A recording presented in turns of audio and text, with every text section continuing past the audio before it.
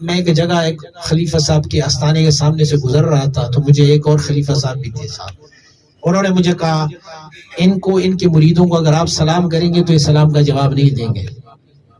میں نے کہا کوئی مسئلہ نہیں ہے، آپ ٹرائی کرتے ہیں، دیکھتے ہیں کیسے یہ مجھے اگر پہچانیں گے کہ یہ مبارک صاحب کی اولاد ہے تو سلام کی جواب کیوں نہیں دیں گے؟ اس نے کہا نہیں دیں گے، آپ ٹرائی کرتے ہیں۔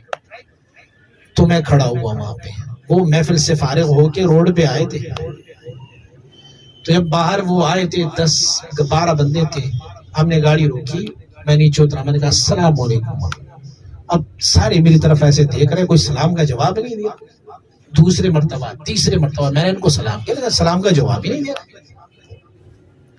تو وہ خلیفہ صاحب نے مجھے کہا آ جاؤ چلتے ہیں، بس آپ نے دیکھ لیا کہ وہ سلام کا جواب نہیں دیتا۔ اس میں سے ایک بندہ بھی اختیار ہوا اور دوڑ کے میرے پاس آیا، مجھ سے مصافحہ کیا۔ تو اسی 10 بندوں میں ایک بندے نے اس کو آواز لگائی کہ بھائی تیرے ہاتھ گندے ہو گئے، تو نے گندے ہاتھوں سے ہاتھ ملایا۔ مارن کو کہ الحمدللہ، یہ حضرت مبارک صاحب علیہ الرحمہ کی وراثت کا ایک اور نشانی ہے۔ حضور مبارک صاحب علیہ الرحمہ ایک دن ہم پشاور میں ہوتے تھے تو حضور مبارک صاحب علیہ الرحمہ کے ساتھ آپ کی پیر مبارک میں درد ہوتا تھا، عرق النساء کا، تو آپ اس ٹائم جو ہے نا وہ واک کرتے ہوتے تھے۔ ڈاکٹر نے ان کو بتایا تھا کہ واک کیا کریں۔ میرا دروازہ بالکل قریب تھا، کمرہ قریب تھا، دروازہ میرا عصا کے ساتھ۔ تو کہا جاگ رہے ہو؟ میں نے کہا جاگ رہا ہوں۔ باہر نکلو۔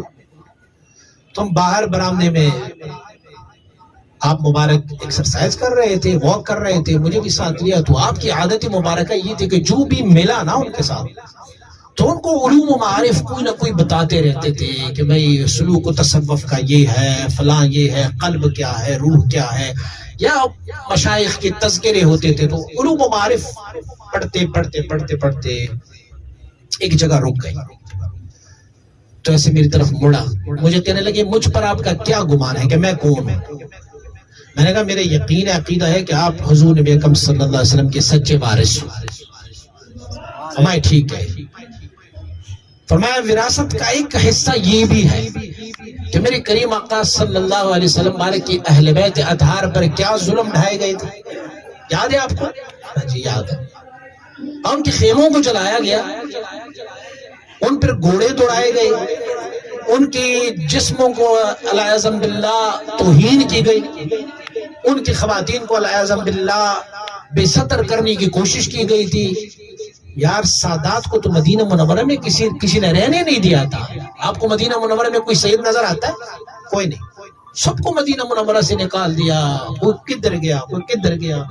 بلکہ ایسے بھی جابر بادشاہ آئے کہ وہ ان کو ڈھونڈ کے سادات کو ڈھونڈ کے قتل کرنے کی کوشش کر رہے تھے۔ یا آپ کو یہاں سندھ میں بھی آئے تھے، اس کے بارے میں بھی محمد بن قاسم کے بارے میں بھی یہ بات ہے کہ وہ اس سندھ کو فتح کرنے نہیں آئے تھے، بلکہ یہاں پر سادات کو قتل کرنے آئے تھے۔ ان کے بارے میں بھی کہتے ہیں محمد بن قاسم، حالانکہ اسلام اور ایمان ہماری سندھ میں انہی کے تھرو آئے، لیکن وہ کہتے ہیں کہ ان کا ریزن کچھ اور تھا۔ تو مجھے فرمانے لگے تم پر ایک ایسا وقت آنے والا ہے کہ حضور کی آل پر ظلم ڈھائے کس نے؟ کفار نے، مشرکین نے، نصارہ نے؟ نہیں، حضور کی اپنی امت نے۔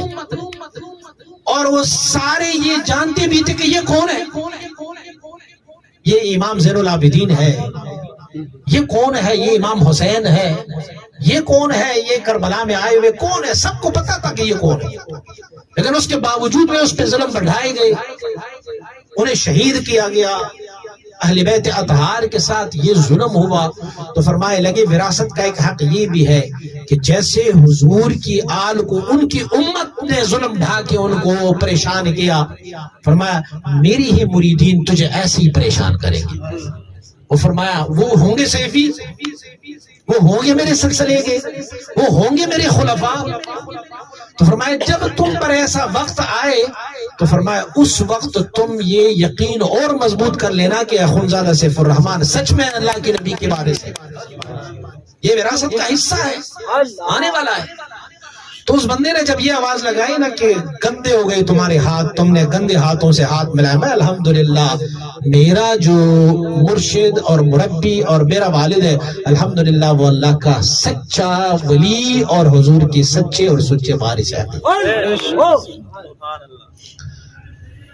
لیکن اللہ رب العزت کی فضل و کرم سے حضور مبارک صاحب علیہ الرحمہ نے اپنی اولاد کی، میں پہلے عرض کر چکا ہوں کہ جو مہینے میں 3 دن آگے وہاں رکتے اس کو قطب بنا لیا، لیکن جو ساتھ رہے ہیں ان کو یہ اہل بیت اطہار کی دیکھو فضائل مناقب تو بہت ہے، سیدنا ابو بکر صدیق رضی اللہ تعالیٰ عنہ، سیدنا عمر فاروق، سیدنا عثمان غنی، سیدنا علی المرتضیٰ رضی اللہ تعالیٰ عنہم، لیکن جو اہل بیت اطہار کو جو مرتبہ ملا ہوا ہے نا ہماری ذہنوں میں خیال میں، ہم کیا ذہن رکھتے ہیں؟ ہم کہتے ہیں یہ حضور کے خون مبارک ہے، تو اللہ رب العزت نے ان کو یہ مرتبہ و درجہ دیا۔ میں اپنی کوئی تعریف نہیں کر رہا کہ میں آپ کو کہہ رہا ہوں کہ میں اپنے بھائی کی تعریف کر رہا ہوں، حضرت عبد الباقی جان صاحب کے، ان کو یہ نسبت ملی ہوئی تھی، حضرت مبارک صاحب علیہ الرحمہ کی نسبت ملی ہوئی تھی، حضرت مبارک صاحب علیہ الرحمہ کے وہ لخت جگر تھے، حضرت مبارک صاحب علیہ الرحمہ کے ساتھ ان کی یہ والی نسبت بھی تھی اور باطنی نسبت بھی ان کے پاس۔ حضور مبارک صاحب علیہ الرحمہ نے جب ان کو مطلق سند دیا نا، صدقت دیا، تو وہ دن بھی مجھے یاد ہے، حضرت مبارک صاحب علیہ الرحمہ نے فرمایا اس میرے بیٹے نے اگرچہ پڑھا نہیں ہے لیکن ان کو اللہ رب العزت نے وہ علم دیا ہے کہ جس میں رب نے فرمایا کہ وَعَلَّمْنَاهُ مِن لَّدُنَّا عِلْمًا، ہم نے اپنی طرف سے ان کو علم عنایت فرمایا۔